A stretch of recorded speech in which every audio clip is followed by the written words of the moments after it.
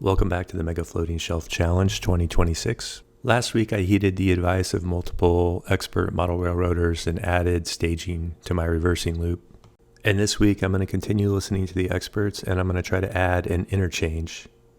So this is how the layout looked before I added the reversing loop, and this is roughly where the non-scenic area was, and then all of this was going to be scenic. And then I had a long spur right here, and this is a great place for a large industry of some sort. And then for staging, I just added a second reversing loop inside the first one, and this allowed me to have multiple trains backstage at any given moment and really enhance the idea of trains coming and going from the world beyond. And then I added a third staging line that goes right through the middle of the reversing loop. And now I've got staging 1, staging 2, and staging 3.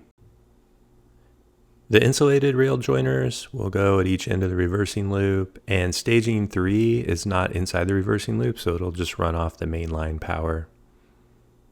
Some model railroad layouts like to include an interchange, which depicts two different rail lines meeting at a junction. Sometimes these interchanges on model railroads are functional and sometimes they're just implied. I like the idea of making my interchange functional, so I tried to figure out a way to connect my interchange to the staging area.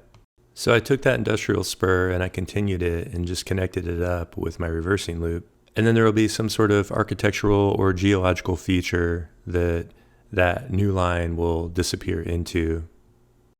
And then I could have this main line that eventually disappears off the layout into the world beyond, but I also have this interchange which disappears off into another direction to some other world beyond. And then both lines will end up back in staging, so I can manage the flow of trains on both lines. And then I can re-add an industry spur here. And then I think all I have to do is add an insulated joiner there. And I have my other two insulated joiners. And now this auto reversing loop has both staging and an interchange built into it. And then of course on a layer above all this, I have the elevated bullet train line. It's a double main line.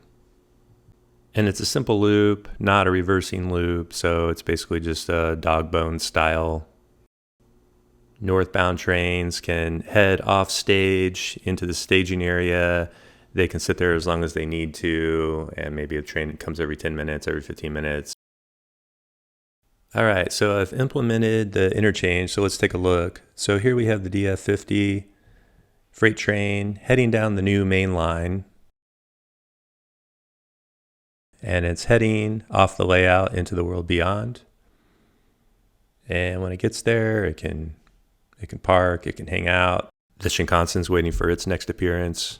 And then the second freight train is heading off the interchange to a different world beyond. And it will rendezvous backstage.